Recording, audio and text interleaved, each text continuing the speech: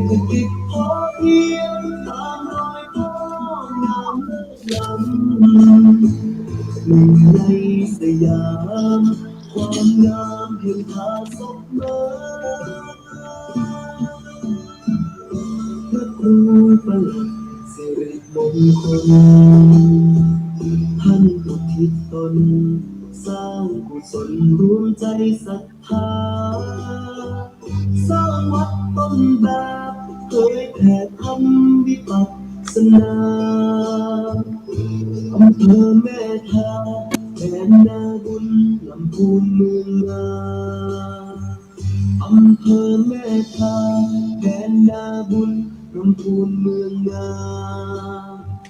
มาเยือนแม่ทาเจิญทำบุญวัดทาศพมาเยือนแม่ทาเจิญทำบุญวัดทาศพมา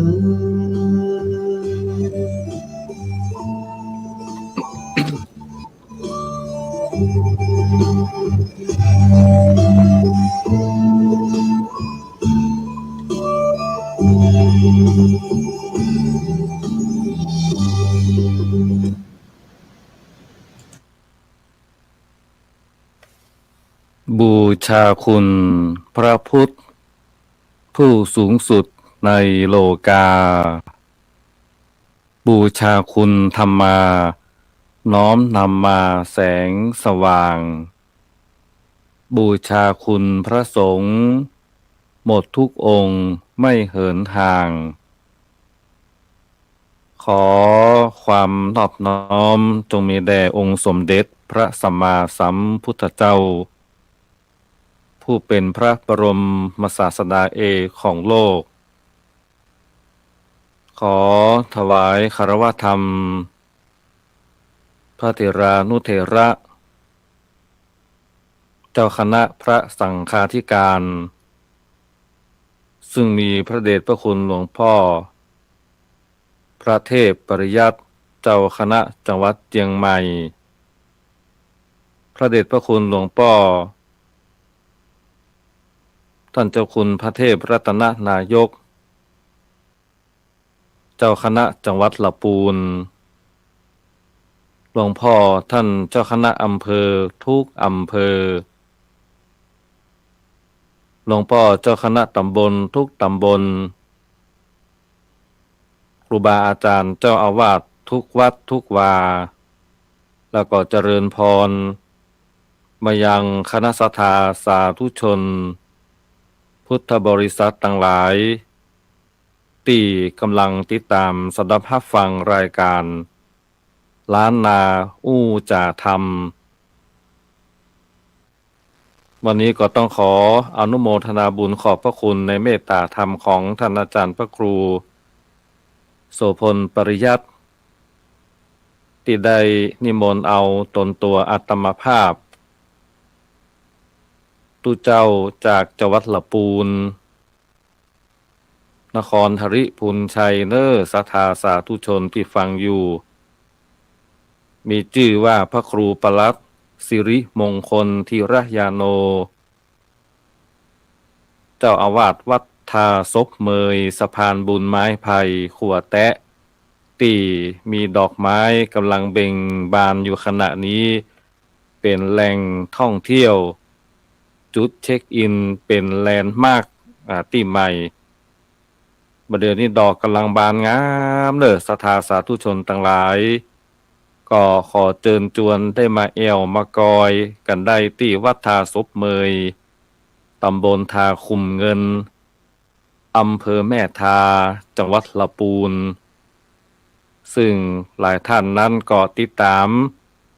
การไลฟ์สดยัง Facebook ของท่านพระครูโสพลปริยัติพอออกไม่ออกสถานหลายท่านหลังจากกินข้าวน้ำจำข้าวแรงก็ปากันเข้าอยู่ในสลีที่นอนห่มผ้าฟังรายการล้านนาอู้จ่าธรรมว่าวันนี้พระคุณเจ้าหรือตุเจ้าเปิ้นจะมาอู้มาจากันเรื่องอะไรหยัง วันนี้ยังได้ยินเสียงทุเจ้าละปูนตนเดียวพระครูปลัดสิริมงคลธิรยานโนปกติแล้วจะมีอยู่3-4รูปด้วยกันเด้อรูปแรกก็คือเจ้าของรายการท่านพระครูปลัดกิติพงศ์กิติโสพโนด็อกเตอร์ซึ่งท่านนั้นได้ติดศาสนกิจบ่สามารถที่จะมาจัดรายการได้แฮมตนหนึ่งซึ่งเป็นครูบาอาจารย์ของอัตมาภาพเป็นพระนักเทศน์มหาจารย์ของล้านนาไทยเฮาวัดทุ่งหมื่นน้อยหรือท่านอาจารย์พระครูโต้งวันนี้ก็ติดงานเทศน์ติดศาสนกิจพอออกไม่ออกต่างหลายที่เป็นแฟนคลับ FC รายการก็คงจะนึกถึงสองตนแฮมตนหนึ่งก็ท่านอาจารย์จากวัดสปุงน้อยนะท่านอาจารย์เคเปิดกติศาสนกิจไปเทศน์หมดศรัทธาก็เหลือตุเจ้าวัดทาศพเมยเนี่ยคืนนี้ตกงานไผมันนิมนต์ไปเทศน์ตั้งใดก็เลยโชคดีได้มาดำเนินรายการเดียวเผยแผ่น้ำธรรมคำสอนขององค์สมเด็จพระชินวรสัมมาสัมพุทธเจ้าญาติโยมทั้งหลายสามารถที่จะร่วมเป็นกำลังใจโดยการกดไลค์กดแชร์ตักข้อความเข้ามาถามการแสดงธรรมในค่ำคืนในวันนี้นั้นก็จะมาแสดงธรรมแบบวิชาการแต่จะเป็นการแสดงธรรมะแบบบูรณาการทั้งการบรรยายการขับขานกาบเก้ากะโลงแล้วก็จะเทศน์ธรรมเมืองหรือบรรดาสาธุชนญาติโยมทั้งหลายฟังก่อนที่จะได้ฟังธรรมนั้นก็ขอทำการชี้แจงว่าการบรรยายธรรมในโอกาสกาลครั้งนี้นั้นก็จะมีอยู่3ช่วงด้วยกันช่วงที่1นี่ก็เป็นการแนะนำตัวองค์เทศน์และการจัดรายการในค่ำคืนในวันนี้ช่วงที่2ตั้งแต่นี้เป็นต้นไปก็จะได้ทักจาปราศัยทักทายญาติโยมสาธุชนอยู่แห่งหนตำบลใดเมื่อค่ำยามแลงนี้อากาศหนาวก็อยู่สุขสบายดีก็หรือติดตามรับชมรายการนี้แล้วก็เสียงดีหรือบดีก็สามารถที่จะตักทายเข้ามารายการได้แล้วก็ในช่วงของกลางๆหรือปลายๆอาตมาภาพตุเจ้าวัดทาศพเมยก็จะได้ทำการบรรยายธรรมวันนี้จะได้อู้จาเกี่ยวกับธรรมะเรื่องความกตัญญูกตเวทีมาอู้มาจาให้บรรดาสาธุชนญาติโยมทั้งหลายเป็นข้อคิดสะกิดเตือนใจน้อมนำไปประพฤติปฏิบัติเป็นธรรมะที่ละอ่อนฟังได้คนใหญ่ฟังดีเป็นธรรมะที่อยู่ใกล้ๆตัวของเฮาเอาละญาติโยมอยู่ทางใดครูบาอาจารย์ตนไหนเพิ่นอยู่ทางใดก็ได้ยินเสียงนี้ก็สามารถตักทายกันมาจะได้ทักจาปราศัยปูจากันไปสนทนาธรรมเป็นธรรมปฏิสันถานด้วยกันก่อนสำหรับตุเจ้าวัดทาศพเมยนี้ศรัทธาญาติโยมก็จะได้อูจาในช่วงแรกแนะนำตัวเก่าก็คือเป็นวัดพัฒนาตัวอย่างเป็นวัดเก่าแก่วัดหนึ่งในอำเภอแม่ทาจังหวัดลำพูนมีคำขวัญว่าวิหารงามดีเจดีย์งามสง่ารอเก้าทรงเสด็จมาศรัทธามีศีลธรรมเลิศล้ำเศรษฐกิจพอเพียงซึ่งตะกี้นี้ท่านอาจารย์พระครูโสพลปริยัติก็ได้เปิดเพลงประจำวัดทาศพเมยเป็นการไต่เต้นนำรายการคือศรัทธาญาติโยมได้ฟังโดยการฮ้องของศิลปินล้านนาชื่อ1เดอะสลอวัดทาศพเมยนี้เมื่อปี28พระบาทสมเด็จพระเจ้าอยู่หัวล้นเก้ารัชกาลที่9ได้เคยทรงเสด็จ พระราชดำเนินมาเยี่ยมราษฎรที่วัดทาศพเมยโดยบ่มีหมายกำหนดการใดๆทั้งสิ้นซึ่งพระองค์ท่านนั้นได้เสด็จไปโครงการในพระราชดำริก็คืออ่างเก็บน้ำแม่เมยแต่ก่อนนี้ตั้งตำบลทาคุมเงินอำเภอแม่ทาการเพาะปลูกการทำเกษตรกรรมอย่างเกาะน้ำมแมลงปอมีน้ำที่จะมาใจให้ใส่นาปลูกสวนลำไยปลูกพักปลูกไม้ด้วยร่มพระบารมีของล้นเกล้ารัชกาลที่เก้าพระองค์ท่านนั้นได้เสด็จมาสร้างอ่างเก็บน้ำแม่เมยซึ่งก็เป็นแหล่งท่องเที่ยวอยู่ในตำบลเดียวกันหลายคนมาแอวชมบรรยากาศของอ่างเก็บน้ำแม่เมยก็ได้แวะมาเซลฟี่นี่หรอมาเซลฟี่กันฟรีที่วัดท่าศพเมยอันนี้บ่เก็บสตางค์สักบาทเน้อศรัทธาแล้วแต่จิตเจตนาศรัทธาเปิ้นให้หอมมาก็ตังวัดก็เอามาเป็นก้าปรับปรุงภูมิทัศน์พัฒนาซื้อสีมาทาตกแต่งประดับประดาซื้อพันธุ์ดอกไม้สลับซับเปลี่ยนมาปลูกตามฤดูกาลตังวัดก็ได้น้อมนำเอาหลักปรัชญาเศรษฐกิจพอเพียงมาพัฒนาวัดนั่นก็คือพอดีพอประมาณมีเหตุมีผลมีภูมิคุ้มกันในตัวที่ดีแล้วก็วัดเฮาเนี่ยก็เลยได้รับรางวัลประกาศเกียรติคุณได้ทำงานบูรณาการกับทุกท่านที่ได้มาดำรงตำแหน่งเป็นนายอำเภอที่อำเภอแม่ทาสำนักงานพัฒนาชุมชนอำเภอจังหวัดตลอดจนถึงท่านผู้ว่าราชการก็จะมาร่วมทำกิจกรรมเอาโครงการดีๆเพื่อที่จะเป็นการกระตุ้นเศรษฐกิจและหลักของปรัชญาเศรษฐกิจพอเพียงที่วัดทาศพเมยตัวยอูมานี่15 นาทีเกิงละย่อมมีไผตักมาสักคนตะแสดงว่าอันอู้ไปเนี่ยจะจำปอมม่วนเอาละผ่านช่วงแรกไปมาได้ตักตายญาติโยมก็ตักตายหน้าไม้กันไปพอสมควรแก่เวลาต่อไปนี้ก็จะได้อู้จาธรรมะ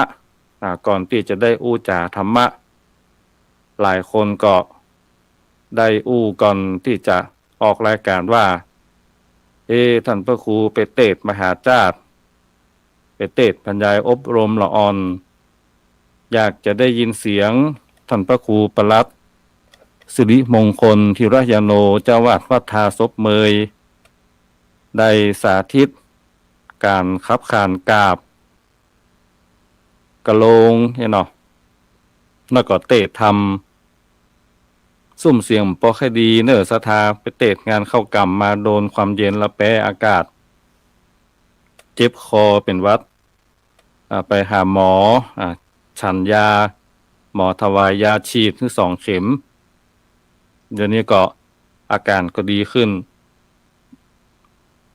ถ้าซุ่มเสียงบดีอย่างใดก็ต้องขอสมมาอภัยเพราะปกติเวลาไปเทศน์ที่ไหนนี่คนส่วนใหญ่เจ้าภาพนี่จะให้คนฟังนี่จะให้กันสิอันที่ให้นี่บ่ใช่ว่าทุกเจ้าเทศน์ม่วนหรือศรัทธาซึ้งในรสพระธรรมเปิ้นให้ก็เพราะว่าเปิ้นเสียดายกันเทศน์การเสียเวลาเดี๋ยวทุกเจ้าก็จะได้ทำการขับขานกราบเก้าอย่างย่นย่อความจริงท่านพระครูจันทศิลาโสท่านพระครูจันทศรการเจ้าวาดวัดทุ่งหมื่นน้อยเนี่ยเป็นครูบาอาจารย์สอนมหาจารย์สอนกะโลงสอนกราบสอนเทศน์อาตมานี่จะเทศน์กันตุจกเนาะใจเสียงใหญ่แต่วันนี้จะลองขับขานกราบเสียงน้อยคือศรัทธาญาติโยมทั้งหลายฟังลองตั้งใจฟังพอเนอก็เดี๋ยวจะลองปรับเอ็กโคมาสักน้อยเพราะว่าคือเอ็กโคจ่วยคือเสียงดีเสียงรอดเสียงพดเสียงใสถ้าเสียงมันจะก้องนังว่องหน่อยก็ต้องขอสมมาอภัยตัวตั้งใจฟังกันเนอ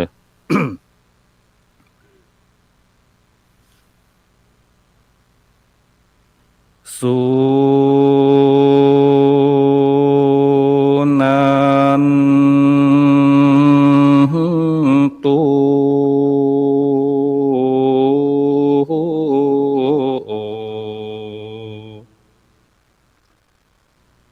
ผลโต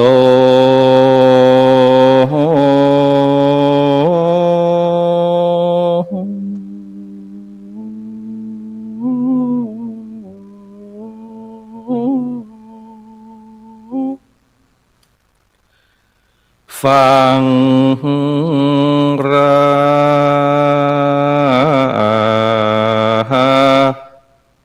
ฟ้า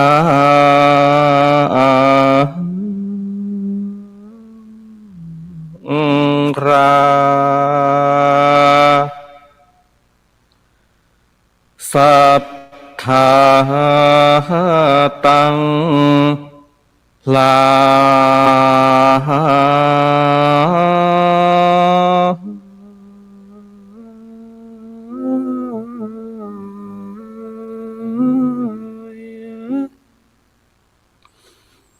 ตัง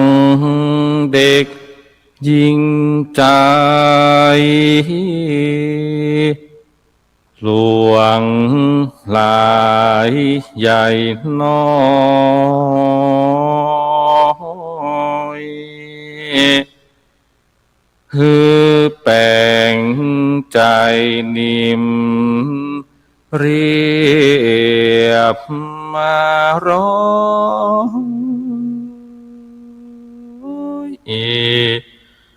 แล้วก้อยนิ่งฟ้า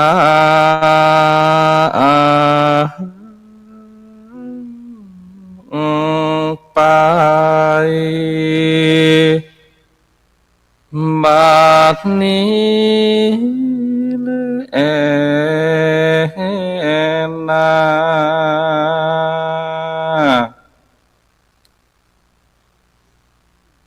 จบลงไปเป็นกาบเก้าแบบย่อๆสั้น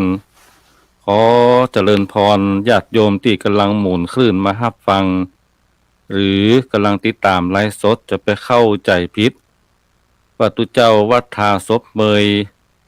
ห้องเพลงออกรายการมาใจเนออันนี้มันเป็นวัฒนธรรมประเพณีอันดีงามของการเตดมหาจาติตุเจ้าพระเนรนั้นเปิ้นก็จะฝึกการขึ้นเสียงลงเสียงการเลียวเสียงการเตียวธรรมตามระบำธรรมที่ครูบาอาจารย์นักปราชญ์บัณฑิตเปิ้นได้สืบทอดกันมาตั้งแต่โบราณกาลอันนี้บ่ผิดศีลผิดธรรมมาอย่างเด้อเพราะว่าเป็นการกราบนี่ก็คนเฒ่าคนแก่เปิ้นจะเข้าใจกันดีบัดล่างจะรับไปกันหมดเห็นละก้าฟังตุเจ้ากราบนั่งในสลีฟังก็มาเพราะจะเป็นกึ่งชั่วโมงป้อมมีไผตักมาสักคนเอาละมันเป็นหยังเนาะบ่ตักก็เป็นหยังแค่รับฟังก็ดีใจละวันนี้จะได้จาเกี่ยวกับธรรมะเรื่องความกตัญญูกตเวทีมีบาลีภาษิตเปิ้นได้กล่าวไว้อย่างน่าคิดว่านิมิตตังสาธุรูปานังกตัญญูกตเวทิตาติแปลว่าความกตัญญูกตเวทีเป็นเครื่องหมายแห่งคนดีขออนุโมทนาบุญกับแม่สุตินวงศ์เนอได้ตักตายมาเป็นสายแรกแหกหมานแต่ติดกันทำกดไลค์ตุเจ้าวัดทาศพเมยโดยการตักตายมาขอเจริญพรโยมแม่สุติวงศ์ที่ได้เป็นกำลังใจถึงเจียงใหม่มีคนตักมาให้คนก็ดีใจละแล้วเราปูนมาหันสักคนตอนนั้นเดียวเนี่ยเพิ่นว่ารายการนี้ออกไป8จังหวัดภาคเหนือมีคนตักมาให้คนเป็นตัวแทนพี่น้องภาคเหนือก็ดีใจแล้วเนาะเอาละจาธรรมะตะกี้ค้างไว้เรื่องของพุทธภาษิตความกตัญญูกตเวทีเป็นเครื่องหมายแห่งคนดีเนี่ยญาติโยมทั้งหลายคนเฮานั้นจะพอ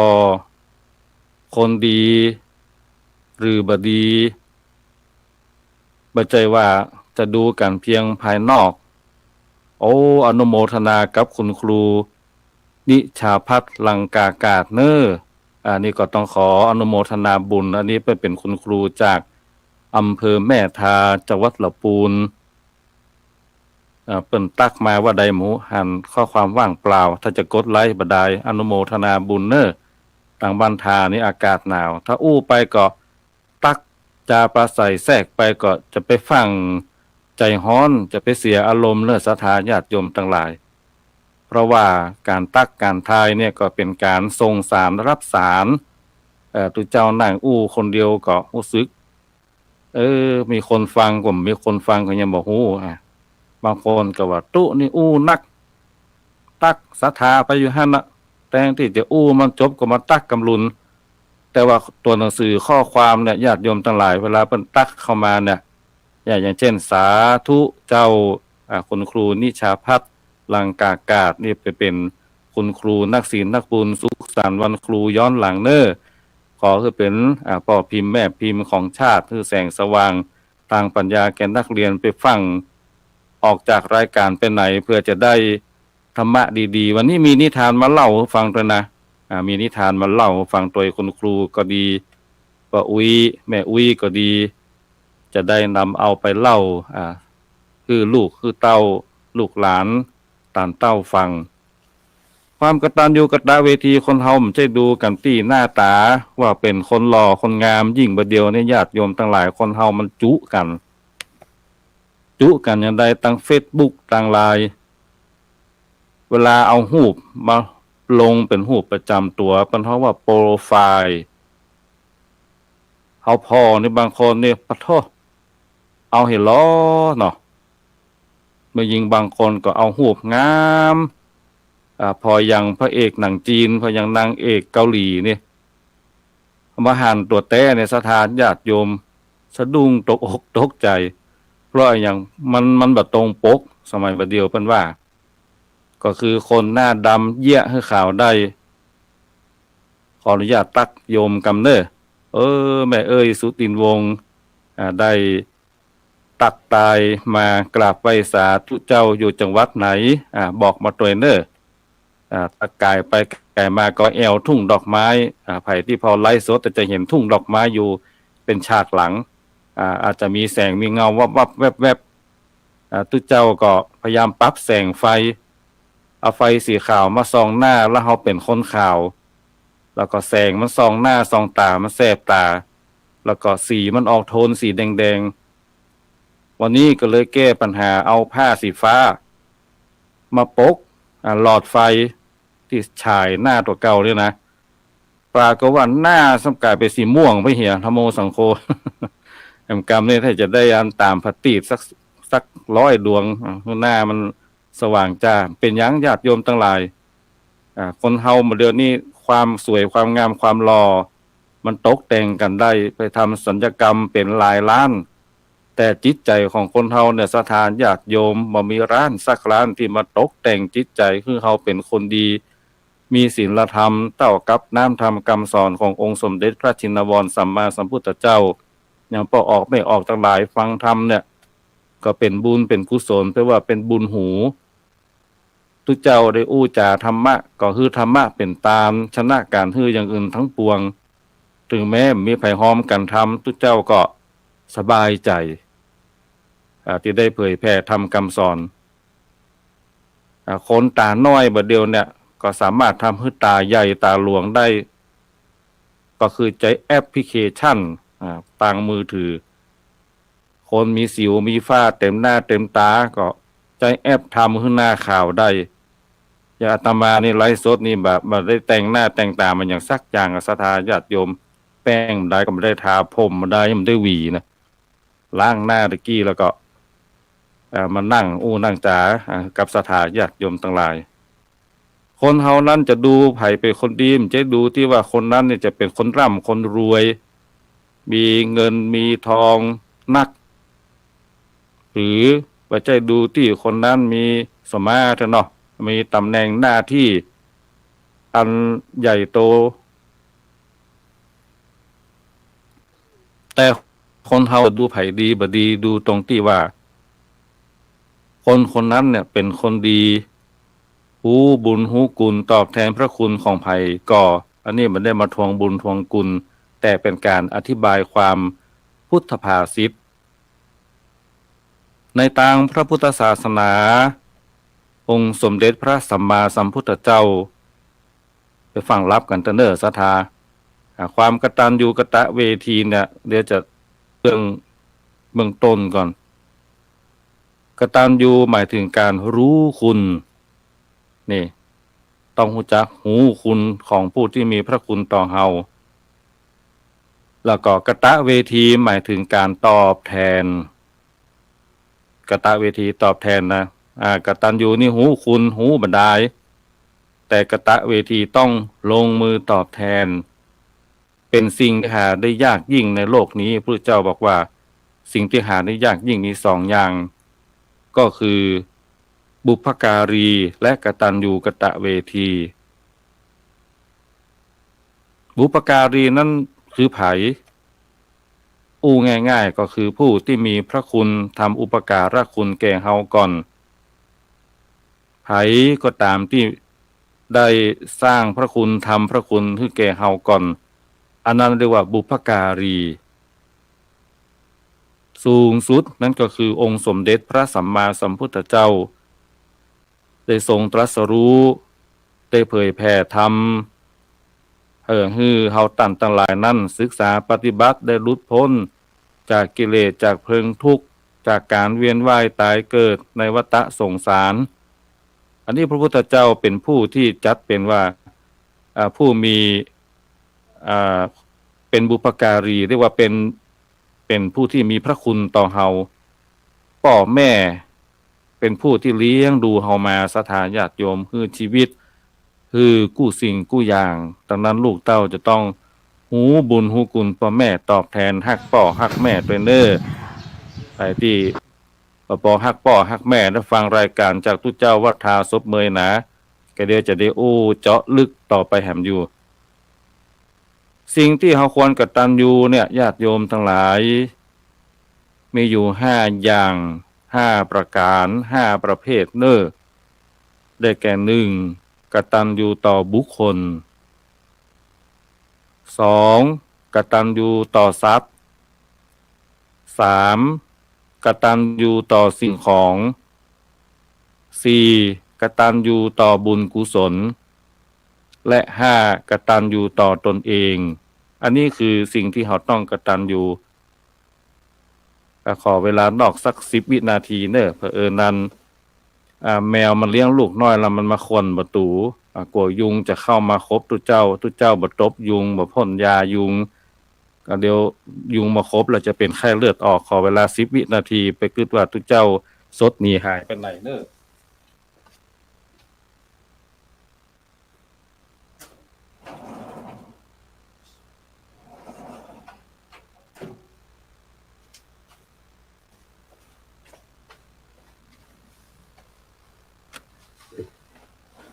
มาละมาต่อรอบ2จะเติมน้ำมันก่อนเนอะคอแห้งไปป้อมมีไผตักเข้ามามี2คน32นาทีละเวลาก็ใกล้จะหมดไป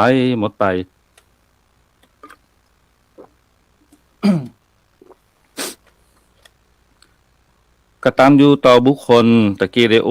จาแปลว่ากตัญญูต่อผู้ที่ทำพระคุณต่อเฮาเช่นพ่อแม่ครูบาอาจารย์แม้แต่พระภิกษุสงฆ์สามเณรยิ่งช่วงนี้นี่ก็มีข่าวตุเจ้าตังลบต่างบดีญาติโยมทั้งหลายก็จะไปฟังถอยศรัทธากับตุเจ้าพระเนรเตเนอร์คิดว่าที่เปิ้นทำผิดพลาดไปเปิ้นก็เป็นเพียงปุถุชนคนธรรมดาย่อมผิดพลาดกันไปตุเจ้าพระเนรที่เปิ้นตั้งใจเรียนหนังสือตั้งใจพัฒนาวัดตั้งใจเทศน์ธรรมตั้งใจทำความดีทำประโยชน์ให้กับสังคมอย่างทุกวันเนี่ยมีแหมนักอยู่ญาติโยมจะไปเหมารวม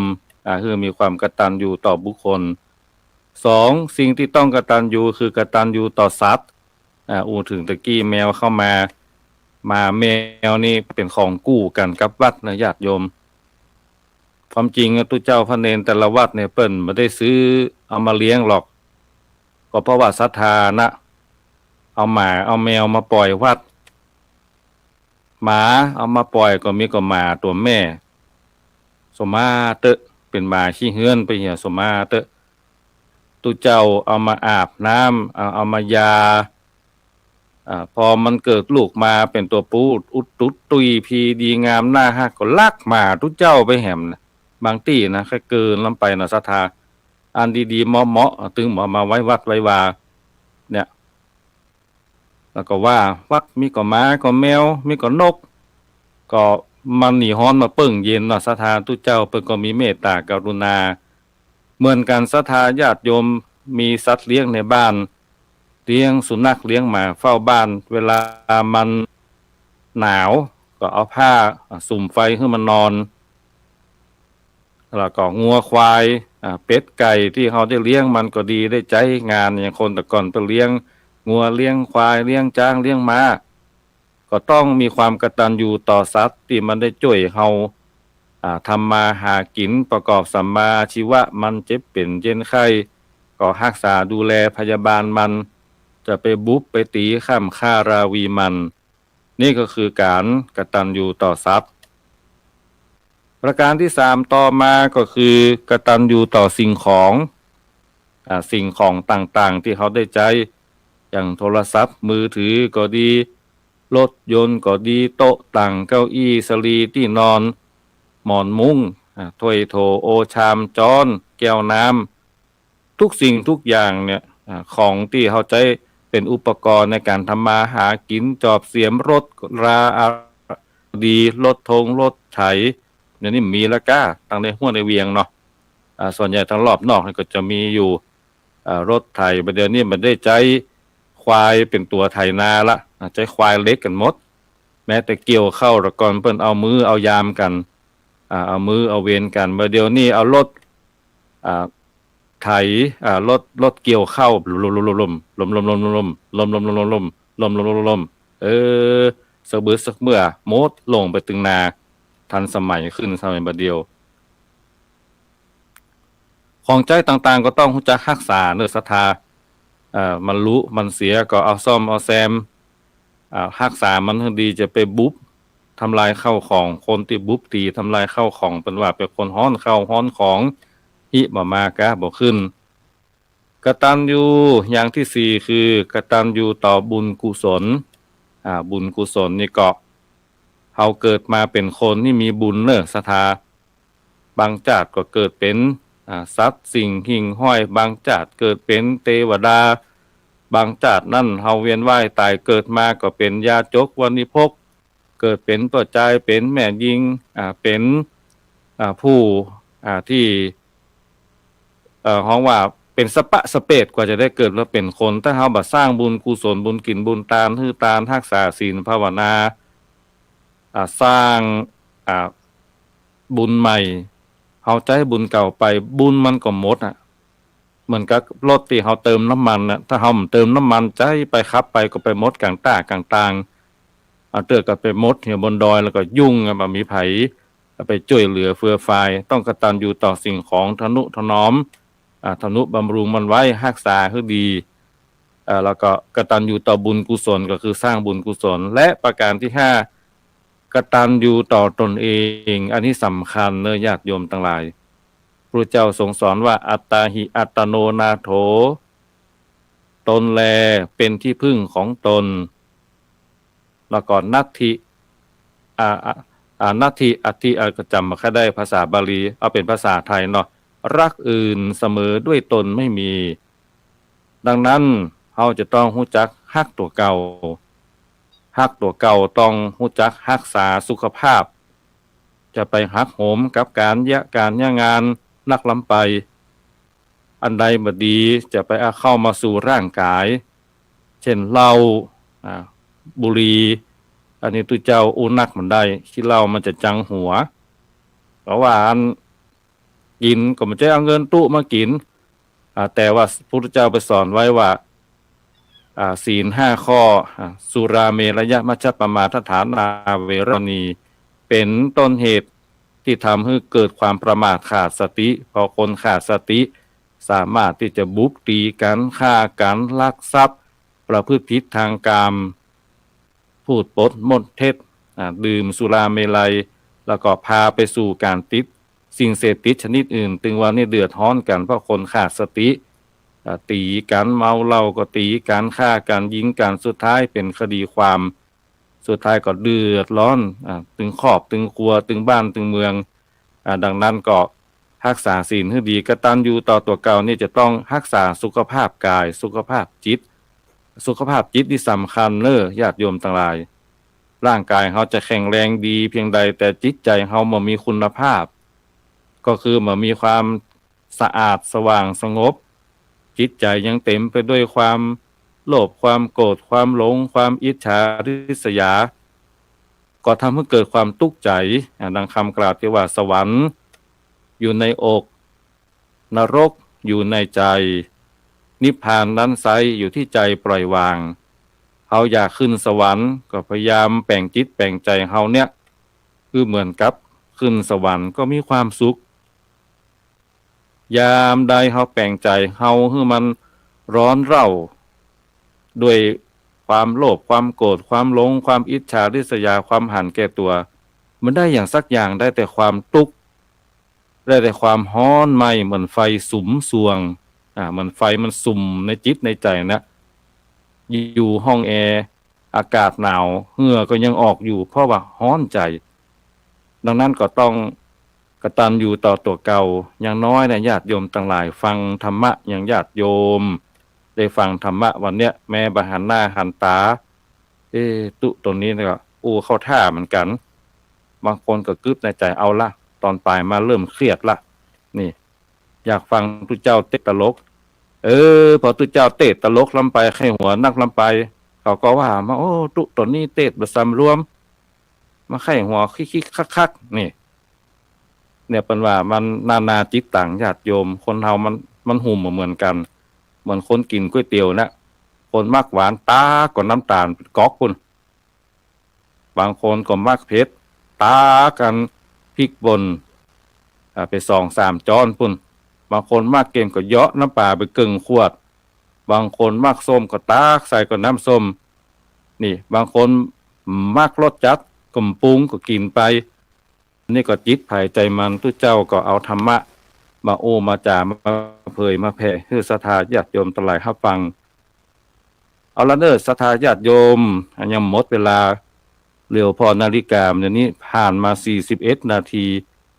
ยังเห็น20 นาทีอยู่ยังมีเวลาตักจาปราศัยอู้จากันหลายคนบอกว่าตะกี้ท่านพระครูว่ากราบแล้วอยากฟังท่านพระครูวัฒาศพเมยเตศธรรมเมืองไหนๆก็เรื่องความกตัญญูกตเวทีก็จะได้เตศธรรมเมืองกันอานิสงส์แทนพระคุณพ่อแม่สักเล็กสักน้อยหมอกเก้าใบปลายใบคือศรัทธาญาติโยมได้ฟังเป็นคติเตือนใจสักเล็กสักน้อยสุ่มเสี่ยงบดีต้องขอสมมาอภัยขออยากเติมน้ำมันให้กำก่อนเด้อ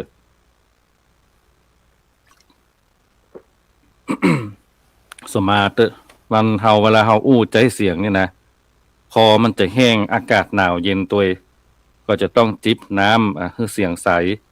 น้ำเย็นนี่ก็เวลาไปเตะนี่ก็กินมาได้นะศรัทธาบางคนนี่ก็อินดูตุเจ้าเดินทางไกลมาเตะเอาน้ำแข็งใส่เต็มแก้วเอาน้ำเปล่าเทเข้าใส่ตุเจ้ากินนี่เสียงเปิ้นจะหดเส้นเสียงจะหดหมอเปิ้นบอกอันตึงแต่ศรัทธาถ้าไปเตะกินน้ำเย็นก็เดี๋ยวมีละเสียงบ่ค่อยออกเจ็บคอละต้องกินอย่างฮ้อนๆเป็นน้ำฮ้อนฮ้อนลงไปก็ดีลวกลิ้นลวกปากเหมาะนี่กินข้าวมันได้เหมาะเตะทำเป็นกรรมเหมาะก็น้ำอุณหภูมิปกติเนี่ยดีที่สุดกินน้ำอย่างน้อยวันละ8 แก้วเนอะศรัทธาญาติโยมเป็นโอสถอย่างหนึ่งตื่นเจ้ามาเนี่ยก็ล้างหน้าแปรงฟันไปฟังกินข้าวฟังกินกาแฟกินชาเถอะนะไปฟังกินเมี่ยงเตื้อญาติโยมทั้งหลายกินน้ำสัก1 แก้วเต็ม มันจะไปชำระล้างสิ่งสกปรกในลำไส้เฮาช่วยการระบายของเสียออกจากร่างกายผิวพรรณพุดผ่องไปกินน้ำน้อยนี่ตับไตทำงานหนักแล้วก็เสี่ยงเป็นมะเร็งเนอะสถานญาติโยมเนาะตุเจ้าฮู้แถวอันลักของอันการแพทย์ปุ่นก็เพราะว่าได้ศึกษาได้ยินได้ฟังมาแล้วก็เป็นสิ่งที่ดีแนะนำให้สถานญาติโยมได้รักษาสุขภาพจะได้อยู่กำจูวระพระพุทธศาสนาไปเมือนๆนานๆจะเตะทำเมืองปุจานก็มีอภัยจะอาราธนานะบัดเดี๋ยวนะการทำก็มีนี่มันเป็นอย่างนอกก็จะเตะเป็นด้านการสาธิตการเตะทำเมืองอานิสงส์แทนพระคุณพ่อแม่ฟังเน้อไผรับเข้าใจตื่นโอ้อนุโมทนาบุญท่านที่3โยมสวรักษ์อภิวงศ์กราบสาธุสาธุเจ้าอนุโมทนาบุญเน้อที่ได้ฟังโอ้คุณครูสมพรจากอำเภอแม่ทาน้อมกราบสาธุเจ้าได้ตักตายเข้ามาในรายการเสียงเป็นไดพ่องได้ยินชัดเจนก่อนกินน้ำไปก็ลมก็โต้นขึ้นมาเห็นมั้ยต่อไปเพื่อเป็นการเสียเวลาคนเฒ่าคนแก่ว่าจะเตดก็บ่เตดอยู่หั่นใจเย็นๆศรัทธาได้ฟังแน่นอนถ้าฟังบ่จบบ่น่าติดอกติดใจก็นิมนต์ตุเจ้าวัดทาศพเมยมาเตดได้เบอร์โทรก็อยู่หน้าเฟซฮันเนอร์เตดได้หลายอย่างตึงตุจกตึงบรรยายพระคุณพ่อพระคุณแม่จะเอาตลกก็ได้ซึ้งก็ได้หลายคนว่ามันล่างจะแปลงก็แปลงเนอะแล้วแต่ศรัทธาจะถวายมันเกิดได้บักได้แบนเขาจะนิมนต์เขาก็กลัวอย่างกลัวได้ใส่ยอดหลายนี่ก็คือคนเฮาไปกึดไปคนเดียวตุเจ้าเปิ้มจะได้บักได้แบนเนาะเอาละต่อไปจะเตะทำเมืองเด้อเหลือเวลาแค่ประมาณ15นาทีเตะพอสมควรแล้วก็จะได้เล่านิทานให้ญาติโยมทั้งหลายฟังต่อไป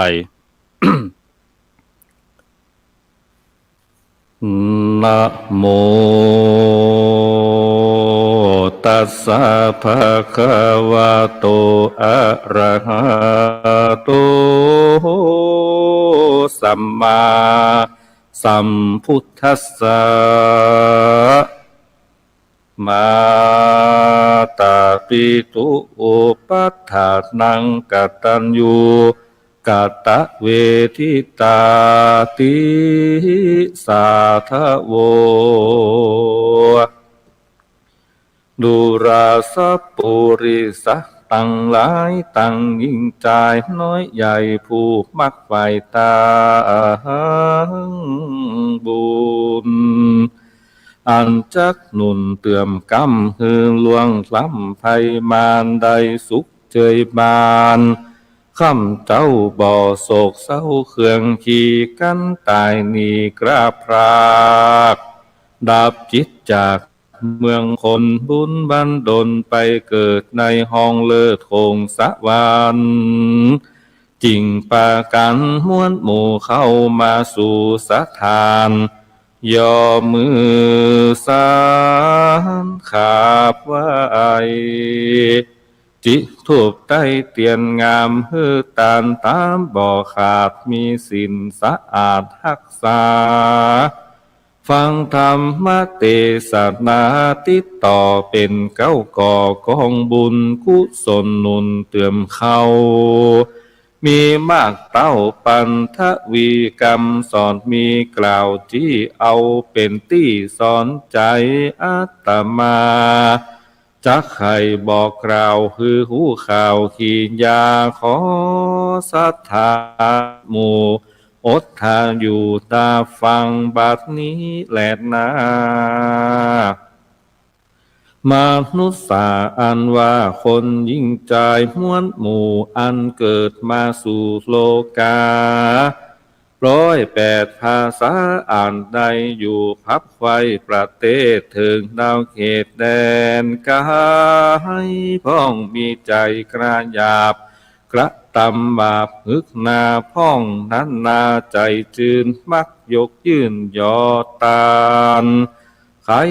จะหวานอ่อนอ้อยพ้องจากกล่าวถ้อยหยาบมาจะปากสัวกากาลีค คนโลกีน้อยใหญ่มีทรัพย์ปากไข่นานาอันว่าคนเกิดมานี่เล่าบอกว่าเจื้อเผ่าเจ้าใดย่อมมีสายใจพ่อแม่ปกแผ่รุ่มรามีเมตตาแต่เก้าเมื่อลูกมาเข้าปฏิสนสองพ่อแม่ตนนั้นไซเอาใจใส่คืนวันกลัวจอมมาควานลูกน้อยได้ต่ำก้อยเครื่องกาแม่ทะรงคับพาลำบากเป็นวะหากตาดลายจากกินยาหลายบ่ห่อนกลัวเป็นยาห้อนเครื่องฉี่ไปกวนคุยลูกน้อยอันพงอ่อนอ้อยในต้องใดตกต้องทรมานจะกินอาหารฝาดโสมสุขบ่ลมหลายอันเพชรเก็มมันแสบห้อนลูกน้อยอ่อนคือกาแม่อดสาดลำบากพามานหากหลายเดือนจักค่ายเฟือนลูกนางก็เฝ้าฟังก็กำกลัวไปตั้มถูกต้องกลัวลูกในต้องเจ็บเป็นได้เครื่องเข็นไม่เอายามนอนนั้นเล่าใจแปลงแม่นอนสะแกงบ่ขาดซ้ำวีพยาธิกวนควีลางเตือใจบ่ดีสายสั่นลมบ้าปั่นมาติงเป็นมืดพิงตาลายยิ่งตั้งหลายม้วนหมู่อาปามันอยู่ในตนเป็นดังนี้จุคนบ่ขาดย่อมมีพยาธิกุมพันย่อมเหมือนกันจุภูบ่เว้นกู้คนใดแลนาตันนาเฮยอันนี้ก็เป็นการสาธิตการเทศทำแบบล้านนาเอาทำนองระบำมหาจาร์แบบละปูนเจียงใหม่ผสมประสานเทศศรัทธาญาติโยมฟังหลายท่านก็ฟังรู้เรื่องเข้าใจบางคนก็บ่เข้าใจก็จะได้ทำการสรุปคือศรัทธาญาติโยมทั้งหลายฟังในช่วงท้ายรายการว่าพ่อแม่เป็นผู้ที่มีพระคุณเป็นพระในบ้านเป็นผู้ที่คืออุปการะเลี้ยงดูเฮามา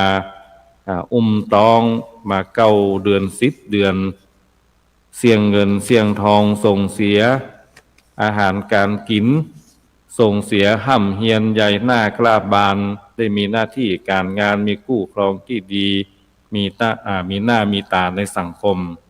ก็เพราะว่ามีบุคคล2 ท่านนั่นก็คือพ่อและแม่ของเฮาได้อุปการะเลี้ยงดูเฮามาดังนั้นคนที่มีธรรมะความกตัญญูกตเวทีในหัวใจอย่าลืมตอบแทนพระคุณพ่อแม่โดยการเลี้ยงดูเปิ้นเลี้ยงตึงกายเลี้ยงตึงใจเวลาอู้จาพ่อแม่เนี่ยก็คืออู้ม่วนจาหวานไปงานที่ไหนมาก็ซื้ออาหารการกินอันใดดีอันใดลำก็เอามาปั่นป่อปั่นแม่พ่องมีเงินมีทองก็จะไปจิปั่นป่อปั่นแม่บางคนว่าจะเอาเงินเอาทองปั่นป่อปั่นแม่ก็กลัวเปิ้นเอาไปซื้อหวยซื้อเลขเหี่ยกลัวเปิ้นจะเอาไปกินไปแอวไปดื่มสุราเมรัยอันนี้มันเป็นความสุขของพ่อของแม่ฮือไปเตอะ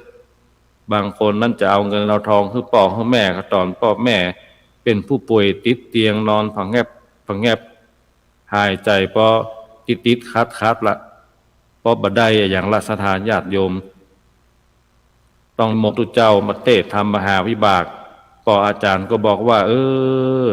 ลูกเต้าเราหลานทั้งหลายอีแม่เนี่ยจะรอดบ่รอดบ่โหเนิดทุเจ้ามาเทศทำมหาวิบากเพอฟังธรรมบ่จบกันไผมีเงินมีทองมีข้าวมีของเอามามัดเมียบใส่กระเป๋าเสื้อให้อีแม่เน้อให้เปิ้นไปซื้อข้ามน้ำข้ามทะเลลูกก็ปากันให้สิอีแม่ก็ใกล้จะตายมาล้อมมาล่อกลัวอีแม่มันได้ไปซื้อข้ามน้ำข้ามทะเลลูกคนนั้นก็จกสตางค์แบงค์100ใส่กระเป๋าเสื้อให้อีแม่แถมคนก็จกแบงค์500สีม่วงใส่กระเป๋าเสื้อให้แม่ก่อนจะฟังธรรม ใส่อีแม่ที่ป่วยหั่นน่ะมันจะมาใส่ให้ทุกเจ้านะคนก็ใส่แบงค์ปันคืออีแม่ซื้อข้ามน้ำข้ามทะเลปลากันให้สิเสียดายถ้ามาออกรายการจะแปลงเสียงให้ถ้าเป็นขยวัดทุกเจ้ามานั่งไลฟ์สดแล้วก็มาให้ก็บ่ดีหมอสถาต้องสำรวมยิ้มนักก็บ่ได้แค่หัวนักก็บ่ดีอนุโมทนาบุญเนอร์กับโยมฝนศิลากราบสาธุเจ้าจากจังหวัดหยังเอ่ยอันนี้ถ้าจะเป็นด้านคณะสถาจากจังหวัดลำพูนขออนุโมทนาบุญกับโยมสีทรเปรมจิตกราบสาธุเจ้าโอ้กำลังมาสู่รายการตอนท้ายๆดีอกดีใจที่มาเป็นกำลังจิตกำลังใจฟังธรรมม่วนจะได้ก็เอิ้นบอกกันได้เนอะถ้าม่วนก็แล้วไปถ้าม่วนก็ดักไม่หันถ้าติดอกติดใจวันหน้าวันตามีการมีงานก่อนนิมนต์ทุกเจ้าวัดท่าซุปเมยไปเทศแล้วจะไปลืมเนอะมาแอวขวดแตะวัดท่าซุปเมยบัดนี้ดอกกำลังงามกำลังบานสะพรั่งก็มาแอวกันได้ฟรีที่หลังวัดดังนั้นก็เอาเงินเอาทองปันแม่ใจว่าตุเจ้าเตศทำมหาวิบากได้ตึกเกิงตึกกลางโอ้ปู่จามบอกว่าอีแม่มีละเนื้อลูกเต้าเขาปันให้มีกันเศร้าคนที่หอมแบงค์ร้อยคืออีแม่ในกระเป๋าก็ไปโจกผิดหนัวเมาให้เมาหุยไปเอาแบงค์ปันไปเหี่ยไอ้คนลูกที่เอาแบงค์ปันใส่กระเป๋าเสื้ออีแม่ก็เดือดร้อนวายเขาตายละแบงค์ปันหายไปไหนเนี่ยศรัทธาญาติโยมทั้งหลายยามเพิ่นมีชีวิตอยู่มีลมหายใจอยู่ลูกเต้าควรจะตระหนักว่าจะเล่านิทานคงบัดตามแล้วเนาะเหลือเวลา5 นาทีก็จะเล่านิทานธรรมะสั้นๆให้ญาติโยมทั้งหลายฟังเรื่องของโจร500เนี่ยได้รุมฆ่าพระโมคคัลลานะพระโมคคัลลานะเนี่ยเป็นอัครสาวกเบื้องขวาได้รับการยกย่องจากองค์สมเด็จพระสัมมาสัมพุทธเจ้าว่าเป็นผู้มีฤทธิ์มีอิทธิฤทธิ์มีเดชมากแล้วก็หลายคนก็ไปทูลถามพระพุทธเจ้าว่าโอ้เพิ่นเป็นพระอรหันต์นี่คือโจรถึงไปฆ่าแล้วก็เป็นกรรมอย่างของพระโมคคัลลานะอัครสาวกเบื้องขวาพระพุทธเจ้าได้ทรงตรัสแสดงพระธรรมเทศนาคือแก่พุทธบริษัททั้งหลายว่าในอดีตชาติเนี่ยพระโมคคัลลานะได้เกิดเป็นมนุษย์หนุ่มไปแต่งงานว่าเลี้ยงพ่อแม่2 คนที่ตาบอดก่อนแล้วก็ไปแต่งงานทีนี้เมียก็มารังเกียจพ่อผัวแม่ผัวว่าตาบอดก็เลยออกแผนอุบายคือมนุษย์หนุ่มจุพ่อจุแม่ว่าจะพาไปเยี่ยมญาติต่างบ้านต่างเมืองพอถึงในป่าก็บุบตีพ่อแม่ตัวเก่าจุว่าโจรมาพ่อแม่พอโดนบุบลูกเบาบุบก็เป็นห่วงลูกว่าเข้าใจไปบ่ต้องห่วงพ่อห่วงแม่เอาลูกเอาเมียเอาหลานน้อยหนีไปบ่ต้องห่วงพ่อแม่เฒ่าแก่แล้วเกิดความสำนึกก้มกราบพ่อแม่เอาพ่อแม่ไปเลี้ยงดูด้วยบุพกรรมนั้นจึงตวยมาในชาตินั้นไผยะอีกับพ่อกับแม่ก็ขอฮือได้ขอขมากรรมแล้วก็กลับตัวกลับใจเป็นคนดีเลี้ยงดูพ่อแม่มีความกตัญญูกตเวทีเพราะกตัญญูรู้คุณควรคุ้นคิดฝังในจิตเป็นหมดมิสุดสิ้นเป็นเครื่องหมายแห่งคนดีในชีวิตมันทวินเอาไว้อย่าได้คลายคุณธรรมพื้นฐานการประพฤติที่พึงยึดถือไว้ไม่จางหายสำนึกคุณตอบแทนคุณอุ่นใจกายจึงจะได้ชื่อว่าตนเป็นคนดีเลี้ยงดูพ่อแม่และญาติโยมทั้งหลายช่วยการช่วยงานพ่อแม่เน้อประพฤติตัวเป็นทายาทที่ดีแล้วก็สืบสกุลพ่อแม่จะไปให้มันหายในยุคของเฮาเมื่อพ่อแม่ล่วงลับขันก็มันทำบุญหาวันนี้ตุเจ้าวัดท่าซบเมยก็พระครูปรัตสิริมงคลธีรยาโนได้มาอู้มาจาเดียวองค์เดียวเพราะว่าแห่ง2 รูปติดศาสนกิจดังนั้นวันนี้การแสดงธรรมบัดตัดบ่แม่นบ่ม่วนงานสันเล่าหรืออู้ผิดถูกกุกกักเพราะอากาศมันหนาวก็ต้องขอสมมาภัยตัวบุญใดกุศลใดที่ญาติโยมได้ฟังธรรมะในวันนี้ก็เป็นประโยชน์การเผยแผ่ธรรมร่วมกันขอเป็นพละวะปัจจัยหนุนนำให้ญาติโยมทั้งหลายพร้อมทั้งครอบครัวได้เจริญรุ่งเรืองในธรรมขององค์สมเด็จพระสัมมาสัมพุทธเจ้า โอกาสหน้าก็จะได้มาปะกันใหม่ขอขอบพระคุณในเมตตาธรรมท่านพระครูโสพลปริยัตินักนาที่ได้นิมนต์ทุเจ้าวัดท่าศพเมยพระครูปรัชสิริมงคลมาอู้มาจาในวันนี้เอาละศรัทธาญาติโยมแห่ง1 นาทีก็คงจะได้นำรายอ่านจากญาติโยมทั้งหลายไปก่อนวันหน้าวันตาก็มาปะกันใหม่ที่รายการนี้หรือว่ารายการต่างๆขออนุโมทนาบุญกายไปกายมาจะเป็นลืมเด้อได้มาแอวขวดแตะวัดท่าศพเมยด้วยกันเปิดเข้าชมฟรีทุกวันแต่ถ้าเป็นเดือนมีนาไปดอกก็จะม้วยเน้อเอาละเวลาก็จะหมดละอายุวันโนสุขังพระลัง